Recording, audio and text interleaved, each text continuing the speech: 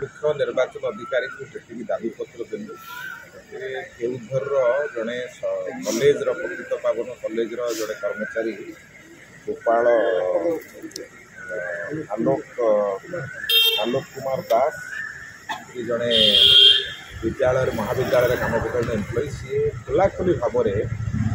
मंत्री नारायण पात्र ओपनली प्रचार कर बसी तार एक फटो और तार जो खबर कागज न्यूज बाहर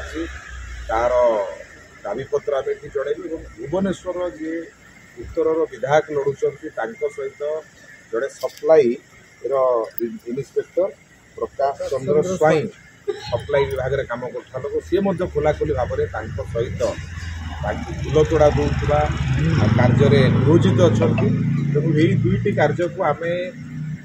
राज्य निर्वाचन अधिकारी पर्यंत आनीचु जे माने किभली भाव में शासक विजु जनता दल पाई एमाने एबेठू काम आरंभ करिसंती से विषय आम ये रखिलु एवं आम राज्य निर्वाचन अधिकारी को आज आपत्ति करुचु जे आंक ऊपर दृढ़ कार्यानुष्ठान निया जाऊ आपणकर जो दंड विधान व्यवस्था अच्छी 129 RP एक्ट जो अच्छी 1951 का से अनुजाई एमान कार्यानुष्ठान निया जाऊ जदि कार्यानुष्ठान न नि जाए आम मन पकईदेवा चाहूँ गत किछि दिन तले भारत निर्वाचन कमिशन द्वारा ओडिशार 7 जन ऑफिसर उपरे एक्शन निया जायछि तांकु निर्वाचन कार्य विरत रखापी केंद्र निर्वाचन कमिशन एक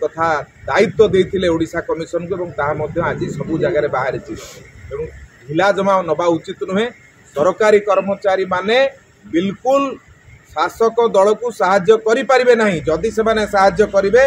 जो दशा 7 जनकर रही से दशा ये समस्त हम तेणु आज आम जनईदेवा चाहूँ ओडिशा रे काम करुवा सरकारी कर्मचारी माने कहीं शासक दलर प्ररोचन न आसतु शासक दल पे काम कहीं करें ना मुक्त आबाद निर्वाचन होगापी दिंतु जदि हस्तक्षेप करेंगे कौन भी ऑफिसर हो दृढ़ कार्यानुष्ठान नियाजिबो मु खाली मन पकईदेवा चाहूँगी भारतर निर्वाचन कमिशन 7 जन को ये दायित्व अंतर कर घरे बसई तेणु से कथा आपण मानकर हम कहीं निर्वाचन कार्य हस्तक्षेप करेंगे ना एक कथा मु अनुरोध करने सांगे निर्वाचन कमिशन को आम आज जन।